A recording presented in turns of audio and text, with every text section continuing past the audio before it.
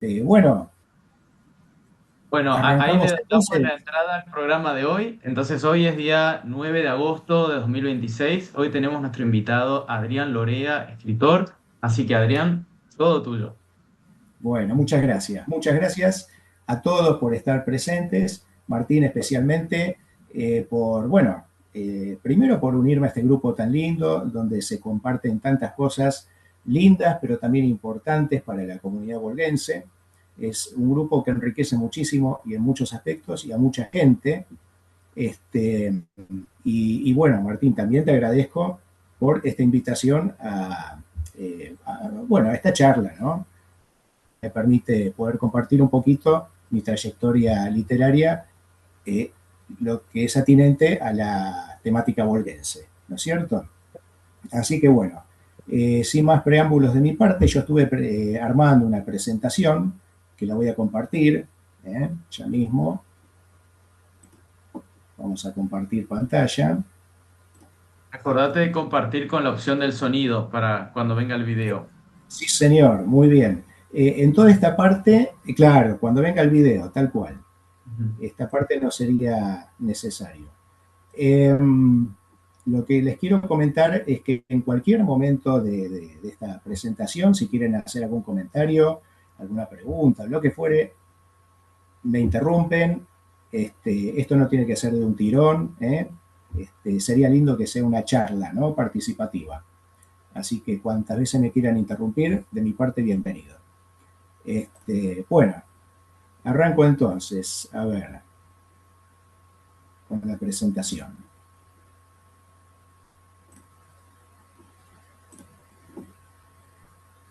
Muy bien, bueno, antes que nada, un poquito de historia, cómo empezó esta relación con, con esta cosa hermosa, ¿no? Que es el conocimiento de la cultura alemana del Volga, como vemos acá en esta diapositiva. Todo empezó en el año 1993. Yo justamente hacía un mes que estaba saliendo con mi esposa, estábamos de novios, y ella, bueno, me llevó a conocer la aldea oriunda de sus padres, la aldea Santa María, en la provincia de Entre Ríos. Y bueno, fue para mí un descubrimiento, un hallazgo. Yo ni siquiera conocía de la existencia de los alemanes del Volga.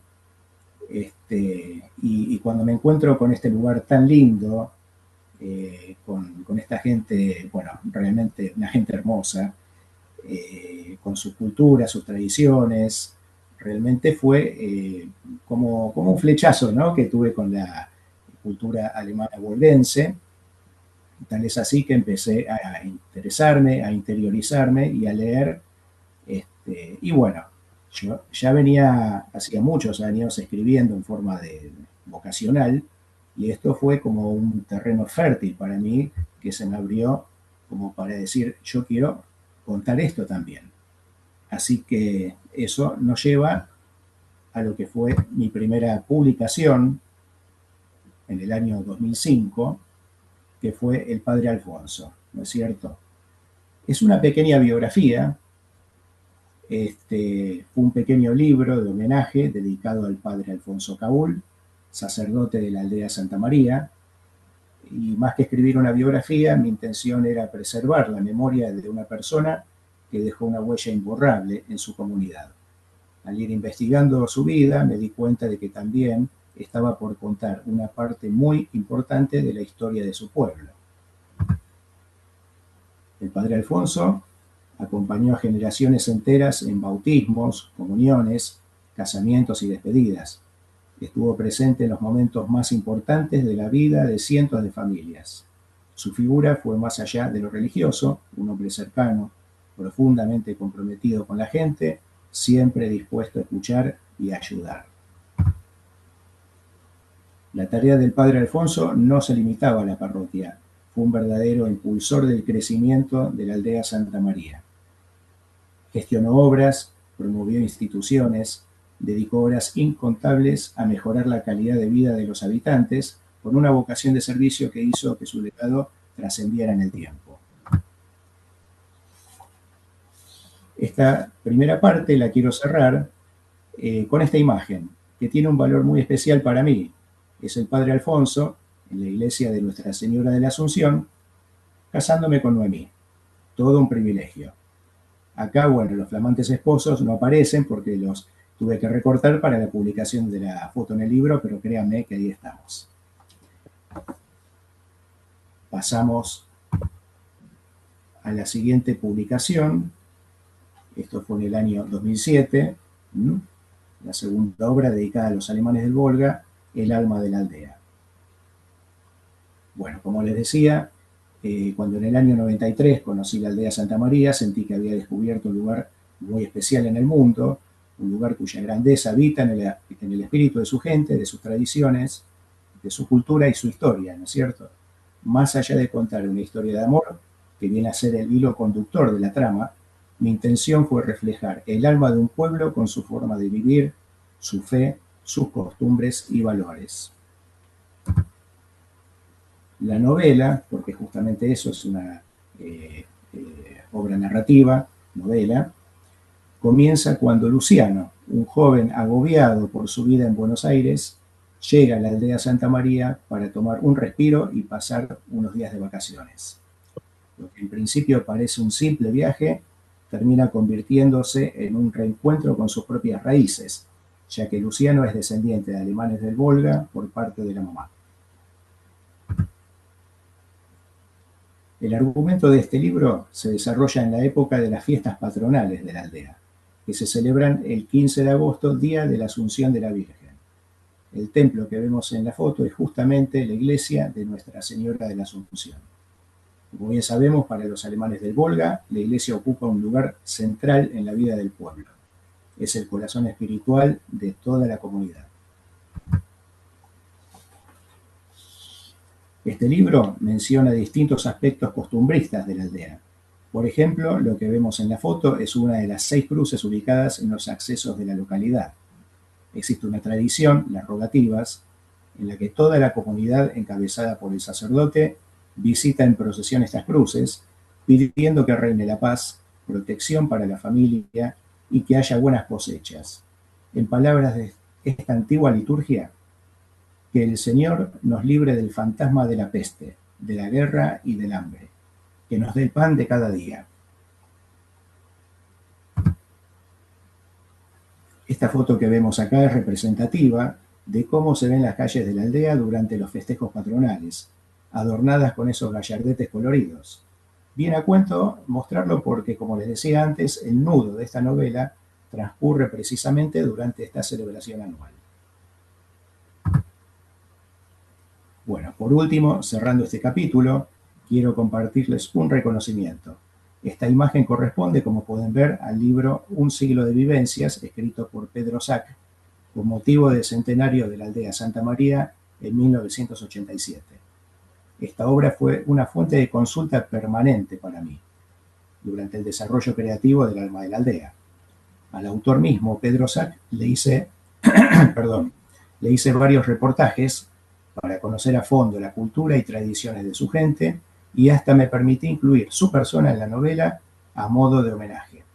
Al igual que el padre Alfonso, Pedro fue un referente activo en la historia de su pueblo.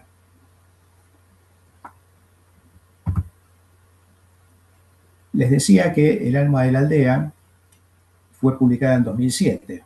Ahora vemos que han pasado 11 años hasta mi siguiente publicación, que fue Volga Salvaje.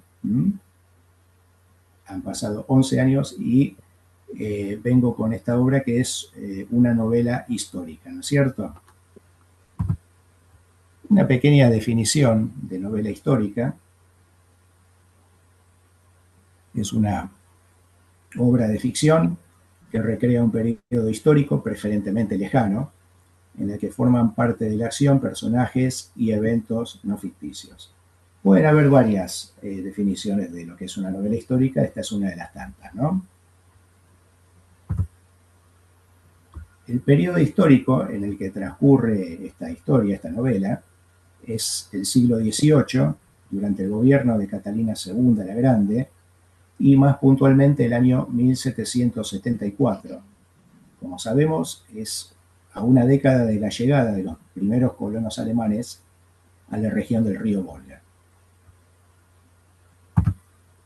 Todo esto que estamos viendo y hablando acá es el contexto histórico real, ¿no es cierto? Es como para dar el marco contextual a la novela.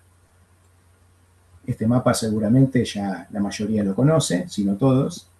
Es un mapa de la región del Volga. Acá ponemos el foco en la región de la Wisenside, que es donde está ubicada Marienthal y justamente la vemos destacada en esta diapositiva. Y es precisamente porque es la aldea protagónica de esta historia, ¿no es cierto? Bueno, como ustedes saben, Volga Wisenside es la zona oriental del río Volga, al este, es zona de estepas, ¿no? Y bueno,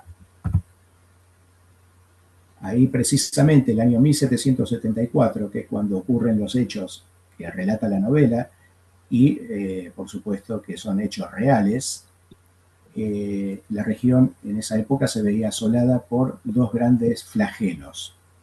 Por un lado, el cosaco Chimilian Pugachev y por el otro, los nómadas kirguises. Vamos a hablar un poquito de cada uno. En el caso de Chimilian Pugachev, era el líder de la rebelión de los cosacos contra la emperatriz Catalina II, contra la zarina de Rusia. Esa rebelión perpetraba la destrucción de ciudades y poblados, capturaba y ejecutaba a la nobleza rusa y asediaba a las colonias alemanas de la Versailles, ¿no es cierto? Es decir, la región occidental del río Volga, la zona de colinas, del otro lado del río.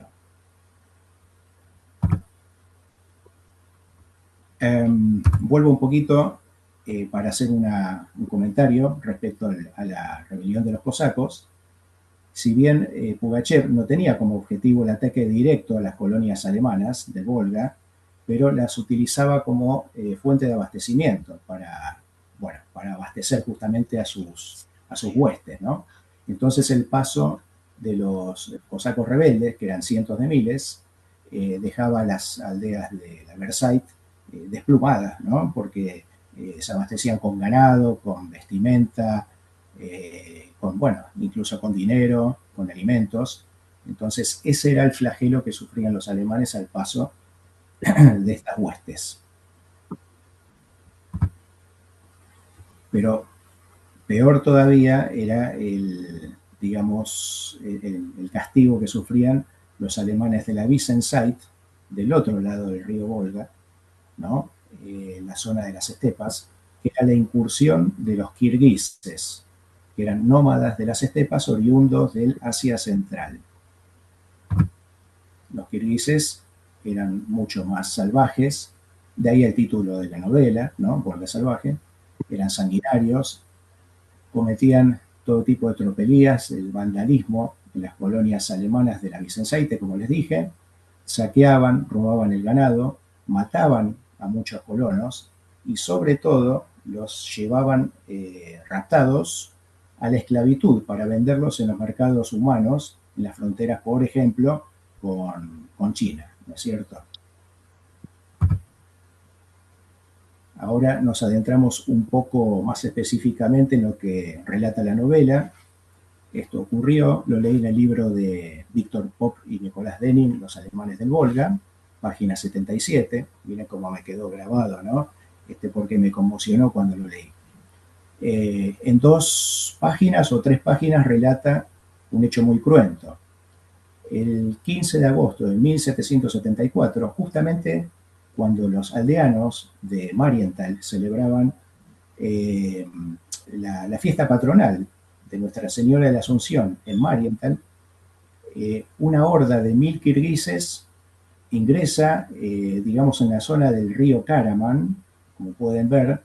El Karaman es un afluente, ¿no?, del Volga. Esa horda de 1000 atacantes se desparramó por 9 aldeas fundadas a orillas del Karaman, una de las cuales es Marienthal. Y ese día de Marienthal se llevaron a 300 colonos raptados. Bueno, ante la gravedad de este ataque, colonos de distintas aldeas y colonias se organizaron en una partida de rescate y se lanzaron a la búsqueda de sus hermanos caídos en cautiverio a través de la estepa, ¿no? Perdón. Imagínense adentrarse en la inmensidad de la estepa rusa, prácticamente a ciegas, sin saber exactamente con qué se iban a encontrar. Bueno, bueno, por supuesto después la novela continúa y relata los hechos que quizás hayan leído. Tampoco es un poco la intención ahora spoilear, ¿no? Así que me abro un poco del argumento y les cuento. Los personajes históricos reales, los que participaron en esta epopeya y que incluyen la novela, son personajes reales que interactúan con los personajes ficticios, ¿no?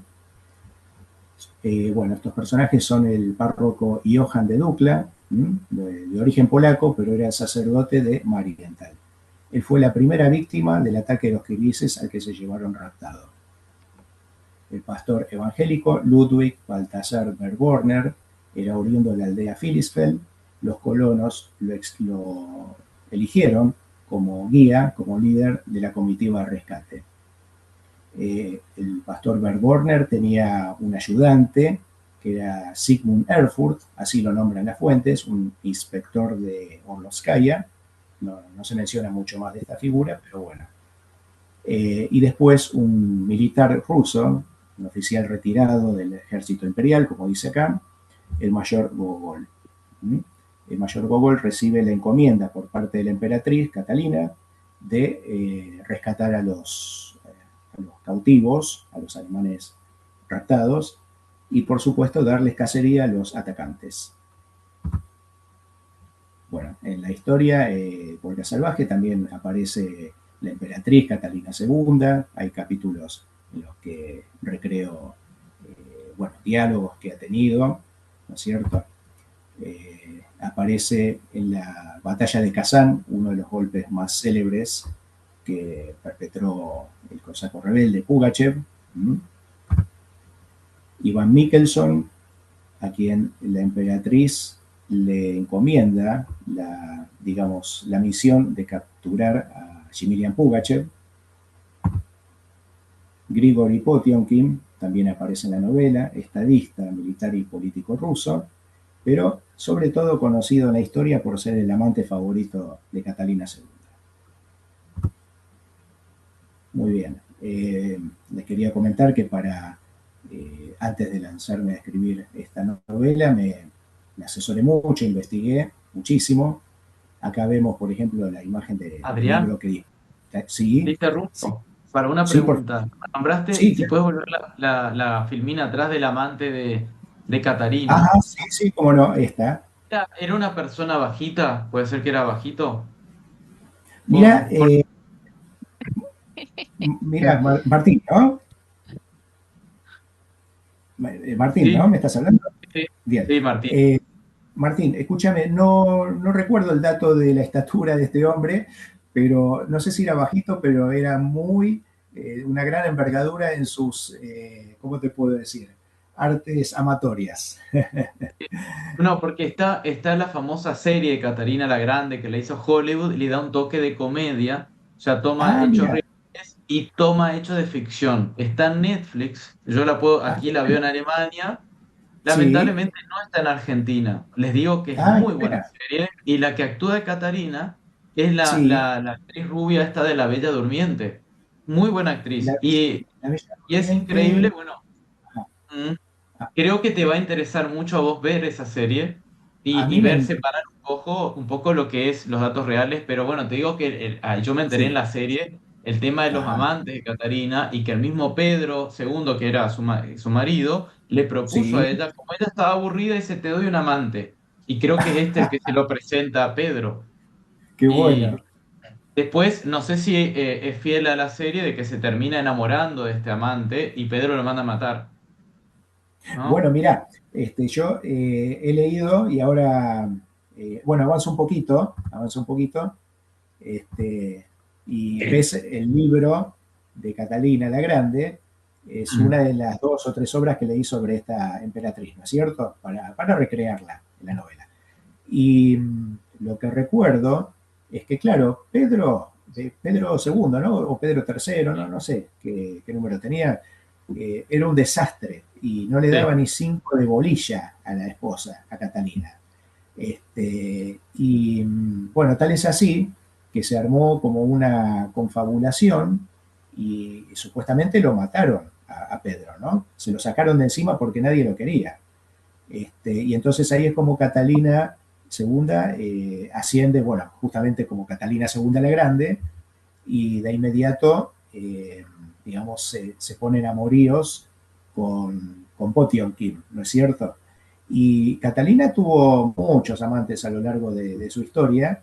Lo que hay que rescatar es que nunca los tenía en forma en simultáneo, ¿no? Empezaba con uno, cuando terminaba seguía con otro y así, ¿no? Pero Potionkin siempre fue su favorito. Él siempre estaba ahí como el favorito, justamente. ¿Puedo Este, agregar algo, Adrián? Mm. sí, sí, claro, claro, claro. No, lo que quería agregar que, claro, Pedro era una persona que no tenía muchas aspiraciones en cuanto a lo que era el gobierno. Y Exacto. uno, quien lo mata, en realidad aparentemente fueron dos, fueron los hermanos Orlov. Sí, Uno de señor, ellos, correcto. Grigori Orlov, fue amante de Catalina. También, Catalina parecía que no era los únicos amantes que había tenido, sino que era muy activa esta mujer. Pero correcto. uno de ellos fue lo que vos bien dijiste, una confabulación que se armó, donde Sí, Grigori Orlov y su hermano lo matan a Pedro y ahí es donde ella, digamos, continúa en el trono, ¿no? totalmente, Increíble. totalmente. Es una novela Casi bien. increíble. Y es Pedro III, acabo de corroborar, Pedro II era el padre, Pedro el Grande, que lo habían bautizado. Y la Ok. serie a mí me encantó y por ahí no sé si algunos datos son ficción o supuestamente es bastante fiel. Pero Ajá. lo que había visto en la serie, que estoy confirmando acá, es que lo habían obligado a abdicar, porque ella, Ah, al ser ella alemana, entonces sí. si él muere, heredaba el trono, pero si él abdicaba, tenía más legitimidad, entonces un tiempo él estuvo vivo y lo matan después. Ah, bien, bien. Exactamente, sí, sí, sí. Sí, sí, la realidad es que justamente no lo soportaban porque era un desastre. Como dijo Osvaldo, no le interesaba para nada la política, no quería saber nada y se lo sacaron de encima con un asesinato, ¿no es cierto? En cambio, a Catalina, que estaba tan comprometida con la causa rusa, bueno, lo ubicaron y ya sabemos que fue una de las, no, no sé si fue la más grande estadista que tuvo el Imperio Ruso, ¿no? Realmente, por Ujú. todo lo que hizo con Rusia. Fue lo más Así, cercano al iluminismo europeo que tuvo Rusia, Catarina, con las ideas claro, de modernidad, incluso ella quiso abrir escuelas para mujeres, permitir que las mujeres también se instruyan, que fue una claro, revolución. La imprenta también. así es. De hecho, tenía una correspondencia muy fluida con el filósofo francés, ¿no? Con Voltaire. Así que, Voltaire, sí, sí, sí. Voltaire. Voltaire, Sí, perdón, perdón, Voltaire. Sí. Así que sí, sí, estaba muy abierta a esa corriente, ¿no? De las ciencias, del arte, de la filosofía, justamente. Y bueno, sí, sí, realmente hizo mucho por su nación, ¿no es cierto? Y lo curioso es que era de origen alemán, justamente. Así que bueno, muy, Adrián, muy lindo. Sí, quería comentar que siempre, por todo lo que leí, Catalina sí, tuvo como premisa, siempre tuvo la visión de ajá, lo que fue, se le dio, por todo lo que sabemos, se le fue dando un poco lo que ella vio de Pedro el sí, Grande. Ella quiso emular lo que la obra siempre le impactó, Pedro el Grande. claro, Fue muy, porque ella en los tiempos en que su marido, Pedrito, no le daba importancia y jugaba con soldaditos de plomo, ella se exacto, recluyó a leer y aprender los idiomas, sabía francés, pero estudió el ruso muy bien y en silencio ella fue aprendiendo y nutriéndose de la historia. Y ella exacto. sintió muy fuerte ese, y viste que fue algo fue avasalladora, porque ella estuvo en otros proyectos, estuvo en la naviera, generaron Ajá, eh, navieras importantes, fueron creciendo, fue mucho el crecimiento que tuvo en la época de Catalina. Primero fue sí, sí, Catalina, después se hizo grande. Y ella siempre exactamente, quería aportar esto, quería ser Pedro el Grande, versión femenina. claro. Sí, sí, porque justamente Pedro el Grande también había sido un gran político y estadista y como bien decís tenía mucha admiración por él. Correcto. Claro, bueno, quiso seguir su corriente y realmente lo logró y con creces, ¿no? Evidentemente. Gracias, Dios. Bueno, no, no, gracias a ustedes. Bueno, qué lindo, qué lindos datos de color. Me gustaría mucho ver esa serie. Vamos a estar atentos. Acá con Noé somos ávidos de películas así históricas, ¿no? De Netflix o de la plataforma que sea. Así que vamos a estar Buena muy la atentos. serie. Y agregando lo que dijo del grande, cuando en la serie muestra, por eso supongo que será fiel a la historia, cuando ella le Sí. dicen, bueno, usted va a ser Catarina y se tiene que presentar como reina. Sí, Catarina la Grande, dice ella. Y le decían, qué arrogante, ¿cómo? No, ¿para qué querés que te mienta? Voy a ser grande. Me gustó cómo la presentaban así con esa confianza que ella tenía. Y Sí, no que sí, en contra, digamos, contraprestación digamos, al marido de ella, ¿no? Era Pedro, el hijo de un grande, pero él era la sombra y no era muy... Sí, sí, pobrecito era lo que se dice, o así por lo menos lo nombra la historia, ¿no? Como un pusilánime. sí, Este, que sí, sí, nada que ver, eran el día y la noche. Eh, y bueno, esa presentación que decís en la serie le da una nota muy fuerte de color al personaje. Más allá de que haya sido así o no, nos presenta una Catalina muy, con un, digamos, muy bien plantada, ¿no es cierto? Con mucha condición ya desde el vamos. Así que sería muy lindo verla. Bueno, vamos a estar atentos. Eh, bien. Bueno, acá justamente quería compartirles, bueno, esta novela tuvo sus comentarios favorables, sus distinciones, fue declarada de interés por varias instituciones, fue auspiciada por aquel entonces Centro Argentino Cultural Volga Deutsch, con Juan Carlos Jaeger Buch, con Horacio Walter bueno, tantas figuras que lo conformaron. Eh, Tuvo su oficio en la Embajada de Alemania en la presentación. Y bueno, esto que les muestro fue gentileza de Osvaldo Gugliese. Allá en el año 2019 presentamos Huelga Salvaje en Mar del Plata, organizado por el Centro Alemán Mar del Plata, justamente. Y bueno, Osvaldo, nombre de Colonia Nievas, le dio esta distinción a la obra, por la cual, bueno, justamente en ese marco lo conozco a Osvaldo. Tengo que decirlo, Osvaldo jamás dejó de darle apoyo a mi carrera literaria, todo lo que tiene que ver con esta temática, y quería destacarlo también, ¿no es cierto? Así que un poco esto que les muestro es un poco en homenaje a él también.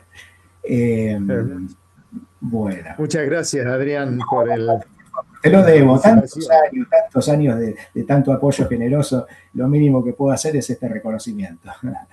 Eh, Esto recuerdo que cuando se hizo en la Villa Victoria Ocampo de Mar del sí, Plata la presentación de Volga Salvaje, que sí. esta nota surge a raíz de una reunión que tuvimos acá en las colonias de Olavarría, y bueno, y cuando iba a Mar del Plata, lo menos que podíamos hacer era hacer de digamos, esta presentación de nuestra nota como, digamos, como agradecimiento por tomar lo que es la cultura de los alemanes del Volga. Pero recuerdo que en Mar del Plata, sala llena, Mm. yo en mi primer año de presidente de Colonia Nievas, y bueno, cuando Adrián recibe la nota y me vas a saludar con total humildad, tengo que decirlo, eh, hay- cuando la lee adelante del público, una señora en el fondo, atrás, levanta la mano y dice, yo soy de Colonia Nievas. Y Ay, qué parecía bueno. mentira. Colonia Nievas, un pueblito casi insignificante en la provincia de Buenos Aires, y esta señora de Mar del Plata había rehecho su vida allá en Mar del Qué Plata, bueno. justamente. Así que a donde vas encontrar gente de Colonia Nievas. Es Qué una bárbaro, qué anécdota nada lindo, más. Gracias, qué lindo, Adrián. qué lindo. No, no, a vos, Osvaldo, qué lindo, ¿no? Estos espacios, cómo conectan gente, digamos, es como una fiesta de popular, vamos a decir, ¿no es cierto? La verdad que me emociona escuchar estas historias, esas anécdotas, es muy, muy lindo. Eh, bueno, am, a ver, antes de pasar a la diapositiva siguiente, si les parece, a ver, no, está bien, después voy a pasar el book trailer. Ahora le voy a ceder la voz a Noemí Dittler para que nos lea unos párrafos de Volga Salvaje. ¿Sí, Noé? ¿Estamos ahí? Sí, sí, dale, dale. Dale nomás. Lobos, lobos otra vez. Se anunciaron con aullidos pavorosos como nunca antes Ana los había oído. Irrumpieron en la aldea, se abalanzaron sobre sus habitantes y los despedazaron. Entraron en la casa, rodearon a Ana y a sus hijos, cerrando un círculo de colmillos babeantes y ojos de fuego. Ana buscó a su alrededor una escapatoria, sin encontrarla. Las bestias saltaron sobre ellos y Ana vio unas fauces abiertas volando hacia su cara. Despertó empapada en sudor, con el corazón desbocado. Era la segunda noche que sufría la misma pesadilla. En la oscuridad, tanteó en busca del rosario, se agarró a él y rezó con voz ahogada. Ya habían pasado 5 años desde aquel invierno de 1769, desde aquel trágico viaje que su esposo emprendiera en trineo. ¿Cómo olvidar la mañana en que un grupo de colonos había encontrado su vehículo volcado, restos de los caballos, jirones de ropa, manchas de sangre en la nieve?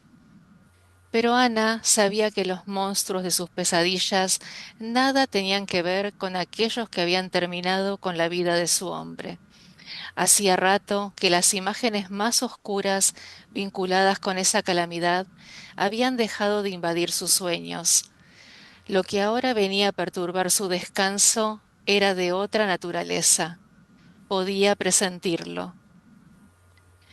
Desde la estepa, los guerreros nómadas entrecerraban sus ojos rasgados, esforzándose por traspasar el último velo de tinieblas.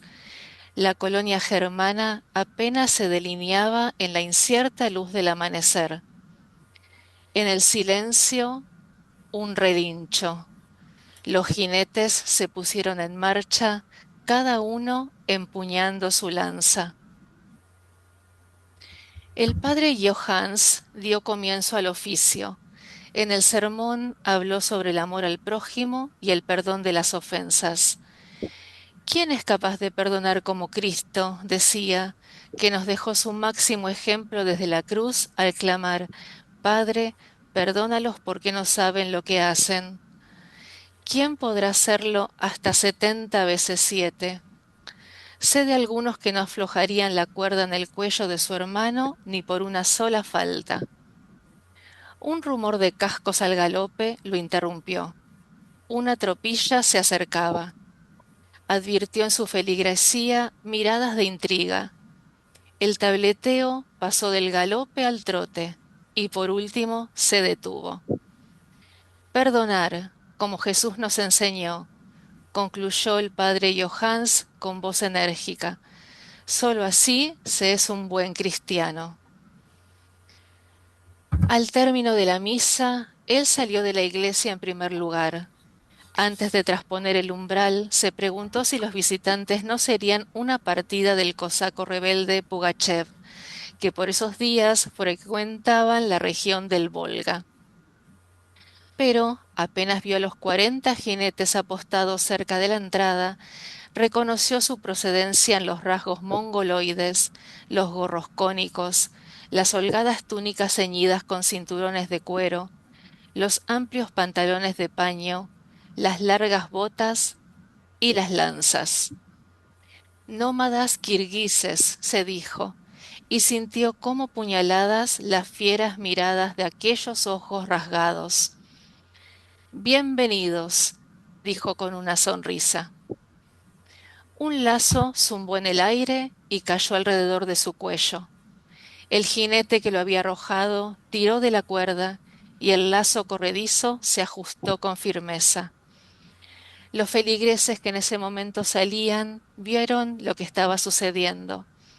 Algunos gritaron, Padre, pero el impulso inicial de socorrerlo se paralizó ante la amenazadora visión de los lanceros.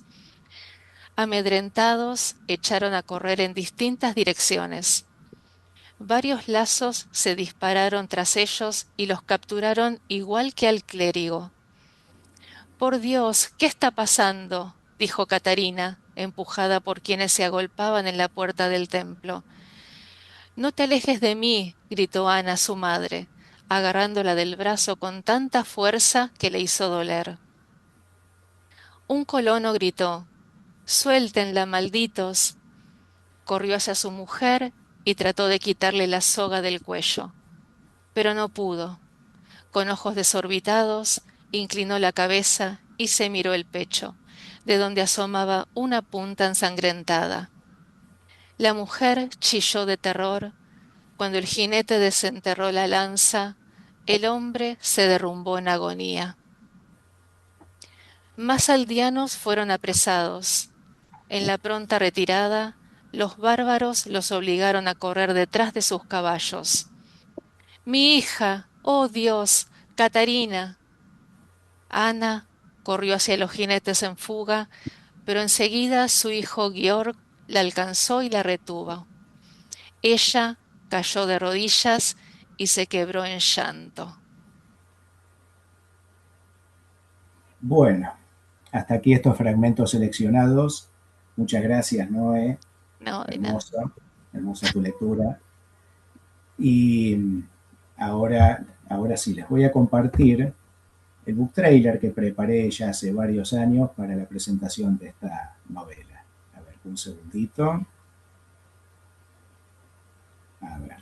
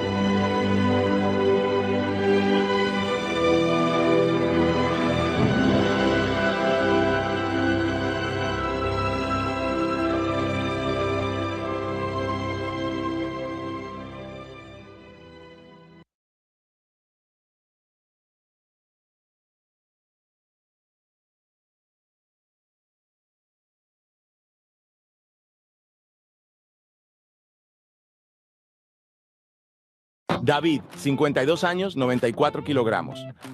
Comenzó Tai Chi en silla hoy.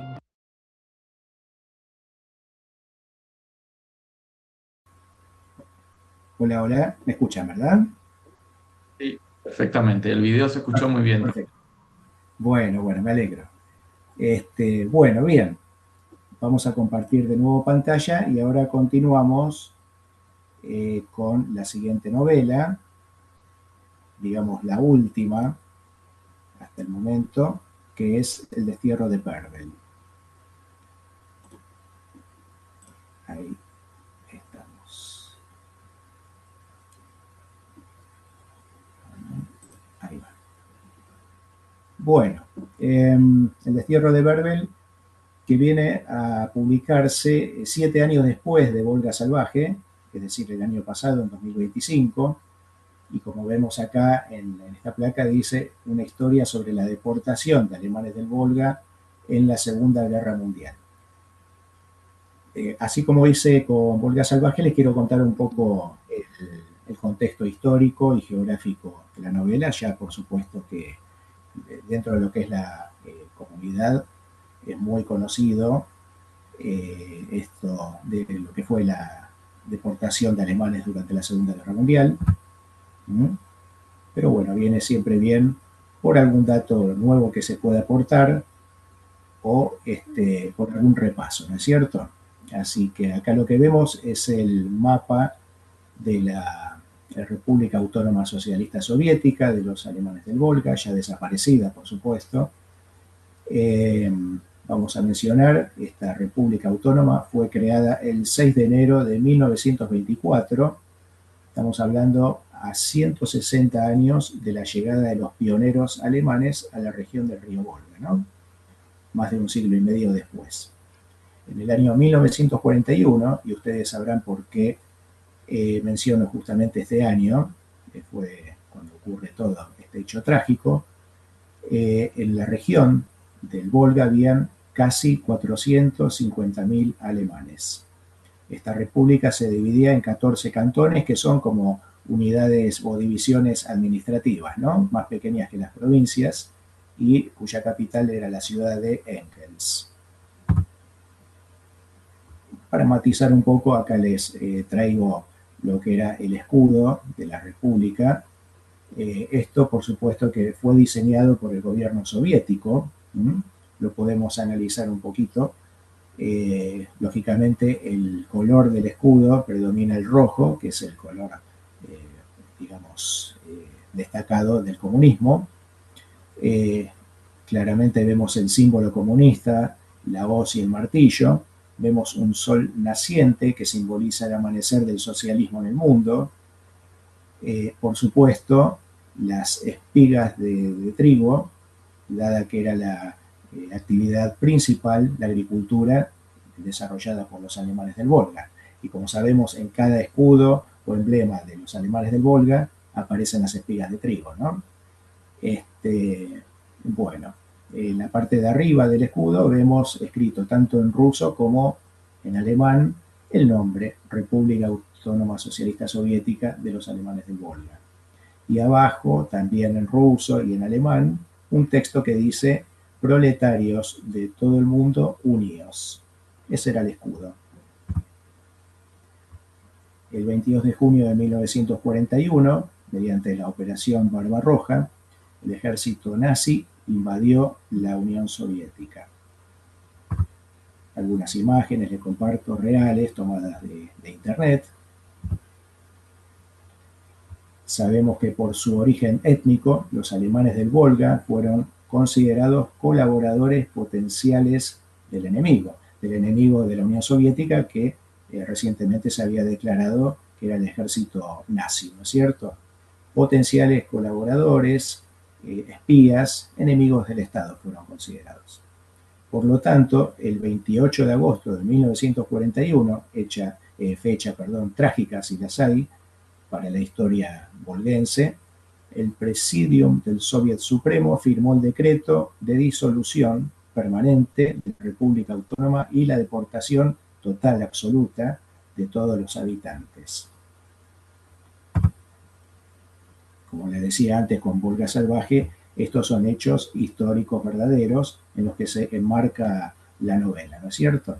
Bueno, acá vemos una copia del tan conocido decreto, el llamado Erlass, que mencionaba la relocalización forzosa de los alemanes que vivían en la región del río Volga. Y con este documento, el gobierno soviético justificaba la deportación bajo argumentos de seguridad nacional.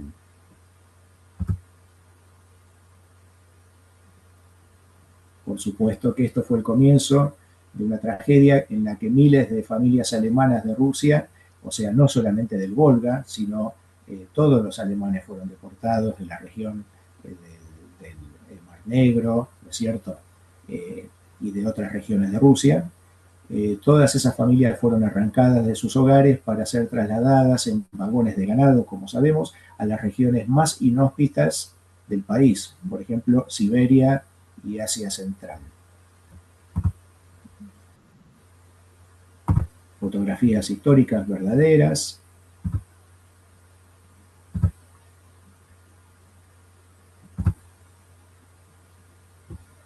Bueno, cabe destacar que durante la guerra la Unión Soviética necesitaba mano de obra permanente para desarrollar la industria bélica, es decir, para afrontar los gastos de la guerra, de esta guerra tan larga y sangrienta contra los invasores nazis, ¿no? Entonces, ¿qué hizo? Aprovechó a los deportados y los sometió a trabajos forzados en condiciones totalmente inhumanas. Los reclutaba en lo que se llamaba la Trudarmilla, que era el ejército de trabajo. Y nadie podía, digamos, rehusarse al llamado ni desertar, porque en ese caso eran directamente ejecutados, ¿no? Eran fusilados. Más imágenes les comparto del ejército de trabajo. Un dato a tener en cuenta, que al principio reclutaban a los hombres a partir de los 17 años hasta los 50 años. ¿Qué sucede? Como eran tan horribles las condiciones en las que los tenían en los campos de trabajo forzados y morían en tal cantidad los cautivos, ¿no? Los alemanes presos, había que renovar toda esa mano de obra que se perdía y por lo tanto extendieron la edad, digamos, empezaron a reclutar a personas más jóvenes, a los varones a partir de los 15 años y extendieron la edad hasta los 55 años. Y también incluyeron a las mujeres que al principio estaban exceptuadas a partir de los 16 años hasta 45 años.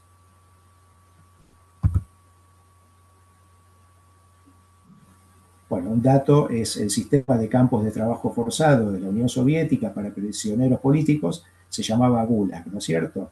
Los famosos Gulag, que significa Dirección General de Campos y Colonias de Trabajo Correccional.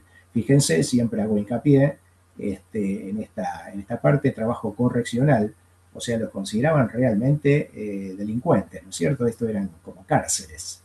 Y bueno, ya sabemos que el gran delito que cometieron los alemanes del Volga era portar sangre alemana, nada más, porque no tenían absolutamente nada que ver con la invasión nazi, no tenían nada, ningún tipo de vínculo con eso.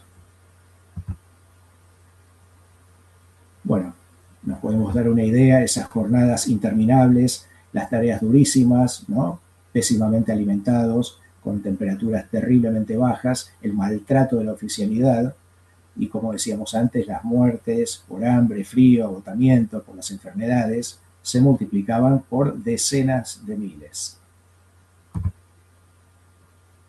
Acá vemos algunos ejemplos de lo que eran los campos de trabajo, ¿no? Vemos actividad de minería, vemos desarrollo de la industria forestal, el tendido de vías férreas, la construcción, la industria textil, sea cual fuere el rubro, siempre eran condiciones extremadamente adversas. Bueno, esta imagen cruel nos muestra lo que pasaba, por ejemplo, en las aldeas, cuando los padres eran reclutados y enviados al ejército de trabajo y a los gulags, estos chiquitos quedaban realmente en condición de huérfanos, ¿no es cierto? Por lo tanto, andaban deambulando en busca de comida, sufrían la desnutrición, imagínense, ¿no? Todo lo terrible de este cuadro. Bueno, acá lo que vemos son algunas imágenes pictóricas, distintos artistas que se han inspirado en estos hechos, bueno, trágicos, ¿no? De lo que eran los gulags, y vemos distintas obras creadas por ellos. Creo que en alguna presentación que di me nombraron a un pintor que era, no quiero mentir, ustedes me van a corregir, Andreas Prediger, puede ser. Ya alguno me va a recordar.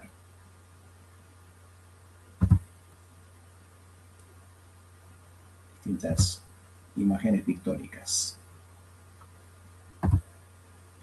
Bueno, y ahora sí, llegamos un poco, nos acercamos a la novela, de la historia a la ficción. Como dice esta diapositiva, nace El destierro de Verbel. El destierro de Verbel es una novela inspirada en hechos reales, prácticamente desconocidos por la humanidad, ¿no es cierto? Digamos, ¿quién no conoce el Holocausto judío? Los bombardean con películas, con libros, con noticias, pero fuera de la comunidad volguense, ¿quién conoce el Holocausto de los alemanes del Volga? Y sería bueno que empiece a ser conocido por el mundo, ¿no es cierto? Sería hacerle justicia. Se está dando mucha difusión dentro de lo que es el contexto de los alemanes del Volga. Esta historia tiene que ser conocida, quiero decir, a nivel mundial, como tantos otros, como el genocidio armenio, por ejemplo, y como tantos holocaustos. Bueno, acá tenemos a nuestra protagonista, nuestra heroína, Bárbara Gerstner. Verbel es el diminutivo de Bárbara en alemán, que es justamente una joven víctima de la deportación que lo pierde absolutamente todo, al igual que sus compatriotas, la patria, el hogar y la familia. Verbel es un personaje de ficción, ¿no es cierto? Es la protagonista de la novela. Pero como puse acá, en este texto, es más que un simple personaje de ficción. Es un símbolo de una tragedia colectiva en el que se encarna el dolor, el miedo y el desarraigo de cientos de miles de alemanes del Volga. A través de su mirada, esta novela reconstruye el horror del exilio, pero también un sentido de lucha, resiliencia y la esperanza permanente de una nueva vida. Eso lo lleva Verbel permanentemente en su corazón, ese anhelo de una nueva vida. El punto de partida, antes de largarme a escribir la novela, fue una investigación muy ardua. Perdón. Les cuento que estuve por lo menos un año investigando numerosas fuentes. Acá les muestro dos que fueron los pilares de mi investigación.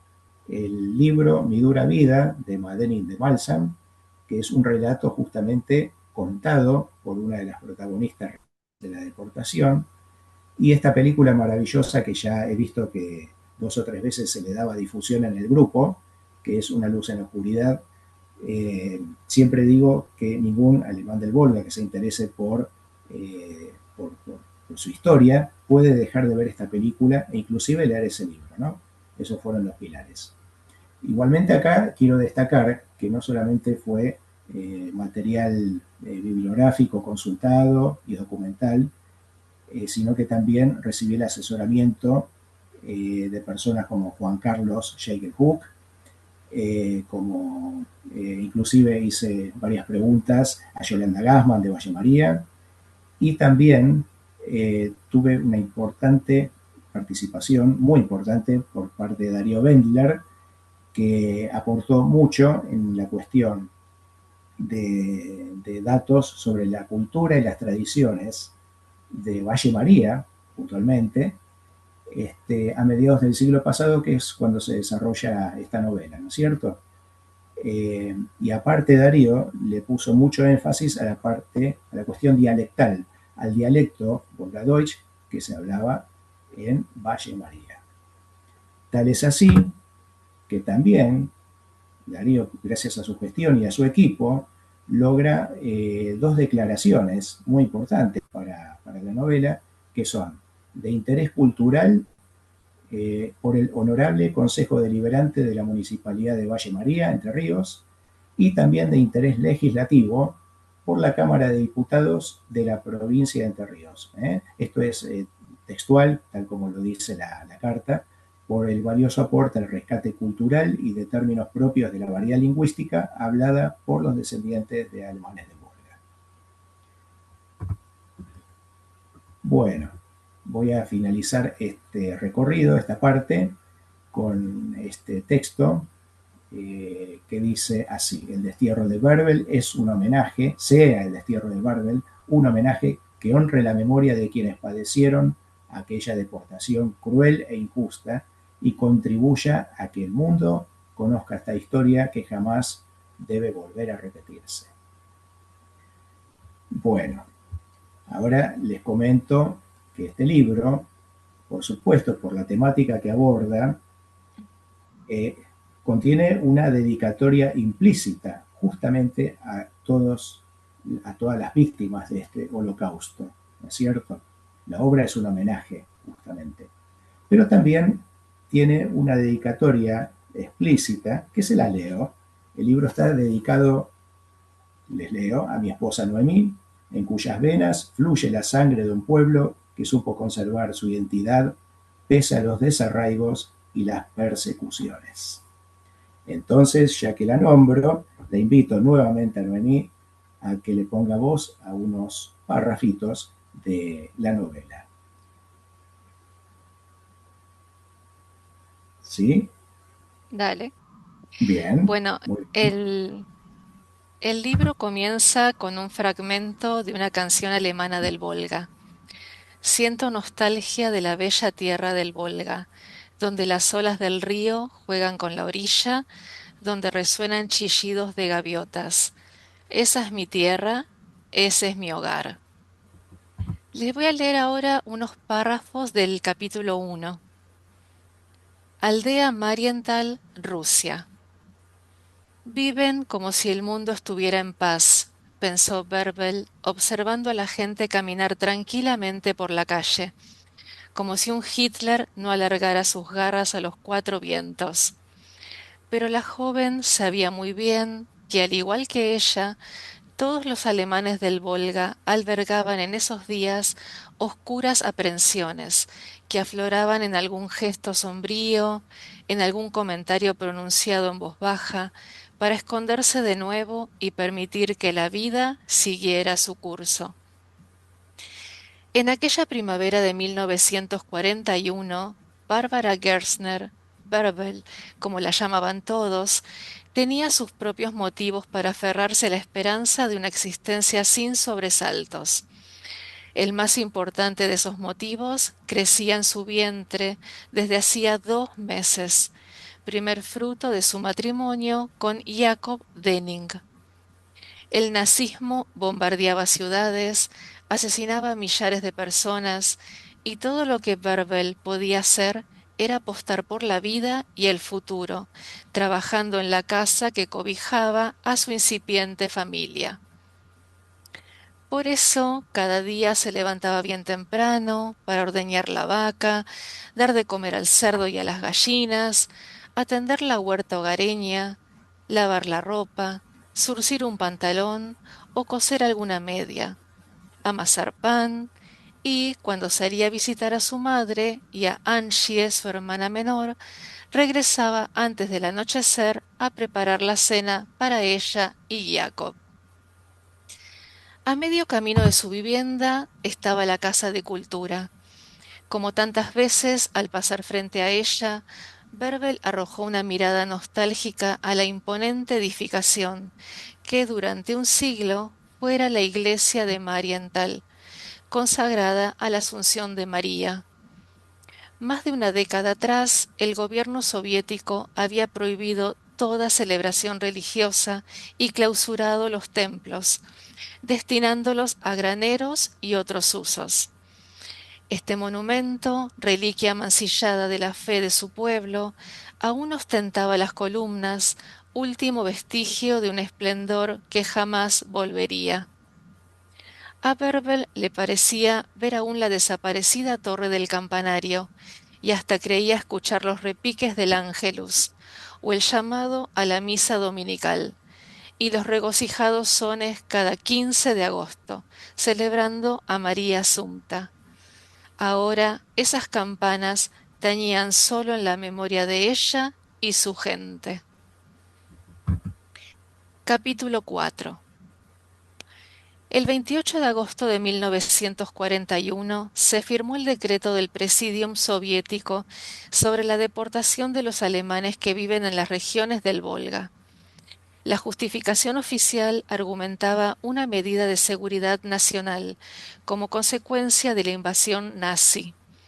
Las acusaciones contra los alemanes étnicos radicados en Rusia, ciertamente infundadas, aducían espionaje y presunta colaboración con el enemigo. Los habitantes de Marienthal armaban bultos con ropa y llenaban sacos con pan, embutidos de cerdo, tocino ahumado, y mataban gallinas para comer en el viaje. Ese largo viaje a lo desconocido que todos, sin excepción, eran obligados a emprender. Terminados los preparativos, Verbel se dispuso a salir hacia la casa de su madre, pero los soldados y los automóviles negros de la NKVD, la policía soviética, invadieron las calles y no consiguió hacerlo. La voz de un megáfono instó a todos a salir de sus casas, mientras agentes armados con fusiles reforzaban la orden irrumpiendo en las viviendas y arrojando a sus moradores afuera entre insultos, gritos y desparramo de muebles. Se aplicará todo el rigor de la ley a quien se resista o trate de esconderse, advertía el megáfono los 4 vientos. Nos tratan como a prisioneros de guerra, pensó Verbel, caminando al lado de Jacob bajo la mirada amenazante de un uniformado. Se dio cuenta de que, a partir de ese momento, eran justamente eso, reos de una guerra en la que no tenían participación, aunque sí castigo por culpa de quienes participaban. En la calle los formaron en fila, mujeres y hombres, niños y ancianos por igual, frente a los guardias. En tanto el oficial con el megáfono se paseaba delante de ellos, informándoles que, por decisión del Soviet Supremo, serían deportados a otras regiones de la Unión Soviética. Desde el interior de una vivienda resonó el tableteo de una ametralladora. Una mujer rompió la fila con un grito desgarrado. ¡Mamá! 2 bolcheviques la aferraron para volver a formarla. Como forcejeaba en medio de la desesperación y el llanto, uno le propinó un culatazo en la cara que la derribó. Algún tiempo después, Verbel se enteraría de que esa mujer había ocultado a su anciana madre en el sótano. Un creciente ruido de motores anunció la llegada de los vehículos de traslado. Los camiones militares Polutorka se acercaron por la calle principal y se detuvieron cerca de donde las familias aguardaban su suerte. El del megáfono impartió la orden de dirigirse a ellos. Apremiados por los guardias, fueron subiendo. Cuando la caja de carga quedaba abarrotada, un soldado gritaba «¡Listo!» y el Polutorka se ponía en marcha. En uno de los camiones iba Verbel, apretujada entre Jacob y otras personas. Pensando en su madre y en Angie, veía las casas de Marienthal volverse cada vez más pequeñas. Los trasladaron hasta la estación ferroviaria de Nachoy. Un gigantesco gusano negro los esperaba. Un tren de carga para ganado. Al bajar del camión, Verbel se fijó en la gente que descendía de los otros vehículos y en la que caminaba rumbo a la estación, con la remota esperanza de descubrir a su madre y su hermana en aquel hormiguero de deportados y militares. Reconocerlas hubiera sido casi un milagro. Los portones de los 50 vagones estaban abiertos como bocas dispuestas a tragárselos. A punto de subir, les cayó el baldazo del inesperado aviso. Un bulto de equipaje por familia. Uno por familia. En medio del desconcierto se oyeron algunas protestas. Deshacerse de la mayoría de sus pertenencias cuando llevaban apenas lo indispensable para un largo viaje. Las quejas fueron pocas, unos cuantos murmullos. Las armas de fuego desalentaban cualquier posibilidad de rebeldía. Jacob miró su bagaje. ¿Comida o ropa?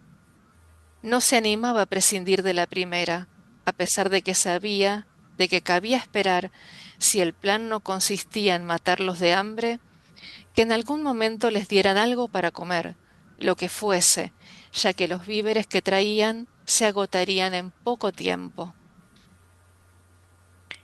Tampoco era cuestión de desprenderse alegremente de la ropa.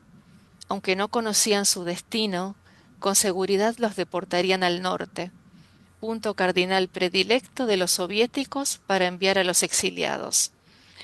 Se acercaba el otoño y terminar en latitudes altas, sin abrigo, era como sacar un pasaje solo de ida al cementerio.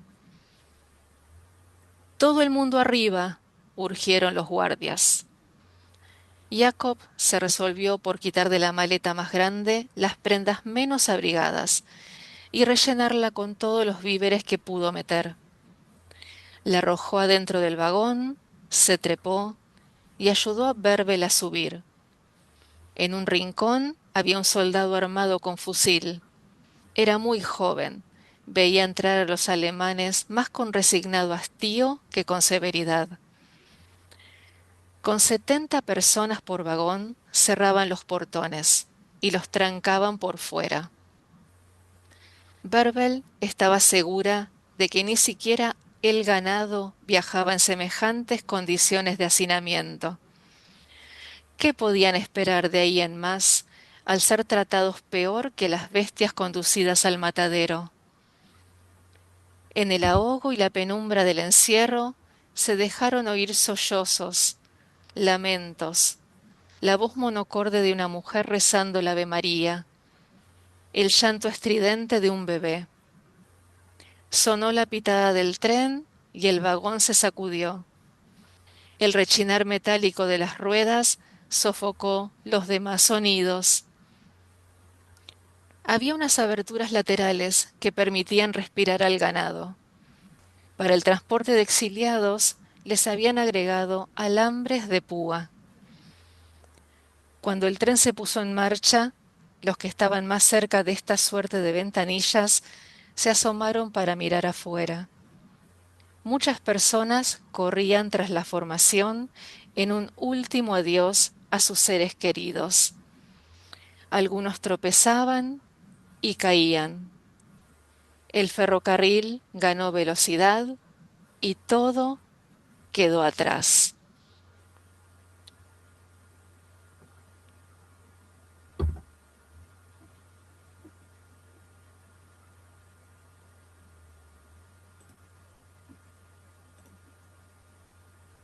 Bueno, muchas gracias, Noé, por la No, de lectura nada, de y nada, de nada. les voy a compartir, Acá veo una mano que está pidiendo la palabra, ¿puede ser, Joaquín? Eran aplausos. Ah, bueno, bueno. Claro que sí, claro que sí. Le aplaudimos a Noé. Muy bien. Ay, gracias. Claro.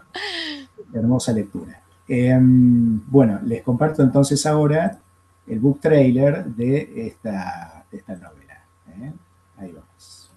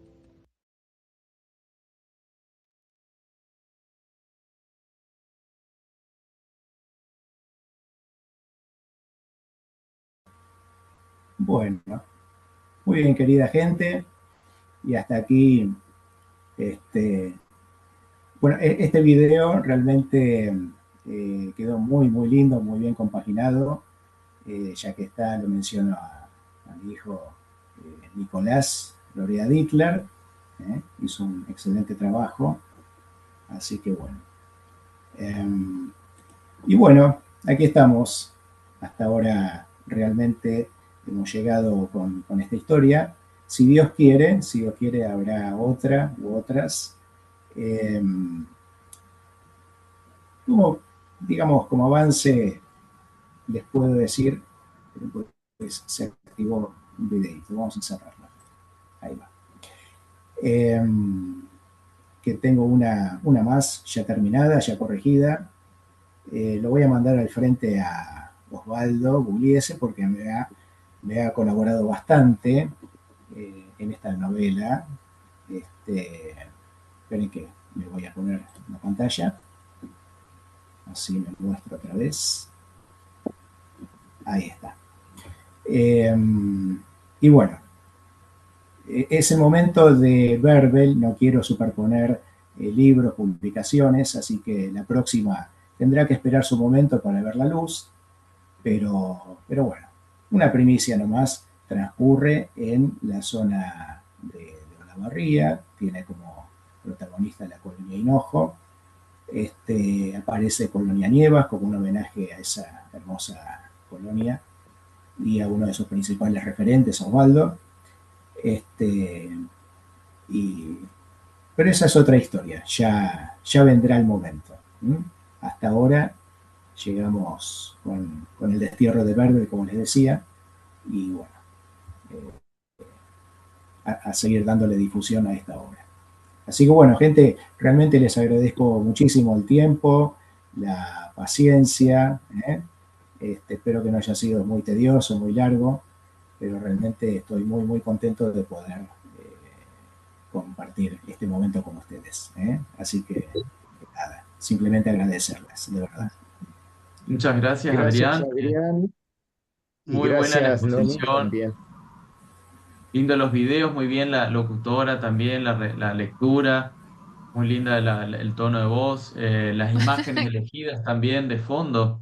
Parecía esos videos que uno ve de YouTube que van con las imágenes muy lindas. La verdad que el trabajo de los videos también da ganas de que pase a lo cinematográfico también tus obras y de leerlas también, que aún no he leído.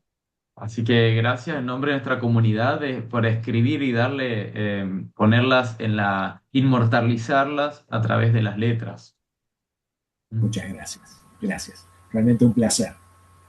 Mm. Y son historias que tienen que ser contadas y repetidas cada uno desde su lugar, ¿no es cierto? Desde el que escribe un ensayo, desde el que hace un documental, del que le gusta escribir un libro en formato narrativo, pero es muy importante que sea conocido, ¿no? Y, inclusive, como siempre digo, que trascienda las fronteras de la comunidad, ¿no? Que sea conocido universalmente, se tiene que universalizar este tema como se han universalizado otros. Eh, es muy importante que todo esto se geste de puertas adentro para que todo integrante de esta hermosa comunidad alemana del Volga conozca su historia, sus raíces, su cultura, pero también el mundo lo tendría que conocer. Así que quizás es un desafío que tenemos cada uno desde su lugar de darlo a conocer también puertas afuera, ¿no? Es por lo menos algo en lo que vengo pensando hace eh, varios años. Bueno, muchas gracias, Adrián. ¿Alguien más quiere hacer un comentario antes de despedirnos? Sí. Adrián, bueno, en primer lugar te felicito porque, bueno, me encantó, Muchas gracias. espectacular. Gracias. Como, bueno, te mencioné, yo ya me leí Volga Salvaje, así que ahora este libro va a ser otro de mis pendientes, así que, Bien. a ver cuándo, a ver si a fin de año me hago un regalo para Navidad, Bueno, pero y lo voy a hacer. gracias. Muy bien, muy bien. Y además te felicito además por el hecho de que, bueno, como decís, esto se tiene que visibilizar, esto se tiene que conocer mucho más. novelas, por ejemplo, sobre historia y cultura de los alemanes del Volga, hay muy pocas o son estas. Es así. Este, puedo contarlo capaz con cuatro dedos de una mano y la verdad es que esto hacía falta y la verdad que son un gran aporte. Y además, bueno, te digo, Volga Salvaje a mí me encantó. Así que bueno, Bueno, muchísimas gracias, feliz. Federico. Realmente, Y gracias. Sí, tiro la Adrián, idea, Gracias por tus palabras. ya que estamos con Federico, la vez pasada se la idea de incorporar en la revista que Bruckenbauer algunos fragmentos un poquito literarios, cortitos. Por ahí no sé si Adrián quisiera cooperar con algo que ya tenga o algo cortito para que salga en la revista. Y para mí sería un honor realmente. Este, mm, eh, Podríamos ver cómo podría ser. Lo puedo conversar con Federico, Con ¿no? Fede, Sí, ahí. Sí, sí, sí, por claro. supuesto, Adrián. Sí, sí. Para mí un honor. Este, es Me más, encantaría. es una manera también de publicitar, hacerla conocer, por supuesto que sí, sería genial, puede ser algún fragmento, puede ser Sí, sí, sí. alguna Me encanta la nota idea. o algo que vos quieras y nosotros lo hacemos. En ¿Por qué no? principio, Federico, me parece que podría ser sin ningún inconveniente. Al contrario, sería, te digo de verdad, un honor publicar todos los fragmentos que podamos ver como adecuados para la publicación en la revista, de Volga Salvaje, del destierro de Verbel, pero con todo gusto. Después nos podemos Sí, poner en comunicación y vemos y lo coordinamos. Pero yo encantadísimo, genial. realmente. Un honor también para nosotros, por supuesto. Sí. Y te agradezco la posibilidad. Y a Martín por Y, proponerlo, claro. y Adrián, te hago también una invitación.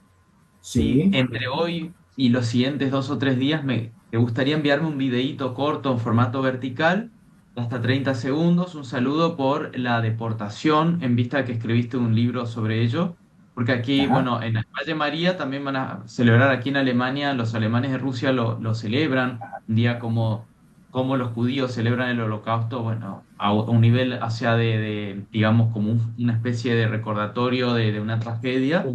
Y en micrófono River abierto. vamos a tener un evento y pueden enviarnos algunos videos. Y sería muy bueno en tu caso, como escritor de una novela que toca este tema. Si te cómo gustaría no. algo hasta 30 segundos, puede ser en español y yo le agrego subtítulos en alemán aquí. Muy bien. Claro que sí, Martín. Claro que sí. Y te agradezco, digamos, la propuesta, realmente. Claro que sí. Lo vamos Después a hacer. te escribo en privado para recordarte. Sí, señor, claro que sí. Muy bien. Así que bueno, estos son los lazos que ocurren en Baruni, Sudamérica, estos puentes, los Brückenbauer, como el nombre de la revista. Y Qué sí, lindo. y dicho sea de paso, hoy es 9 de agosto, en 6 días va a ser el 15 de agosto, aniversario de lo que hablabas hoy, del ataque a Marienthal. Y también el cumpleaños de mi abuelo alemán de Volga fallecido.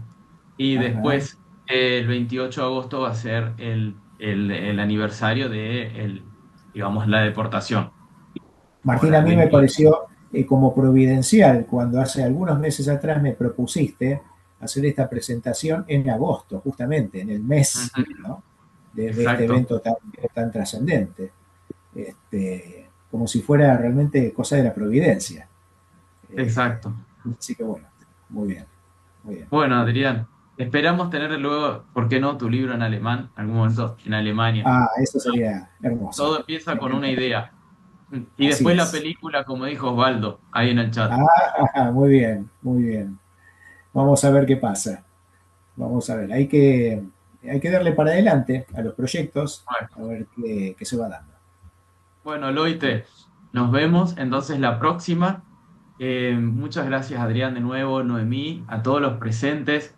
Y nos Gracias a estaremos ustedes. encontrando en el segundo domingo de septiembre, un programa especial, un mate virtual, con la delegación de Barumni Sudamérica desde Alemania.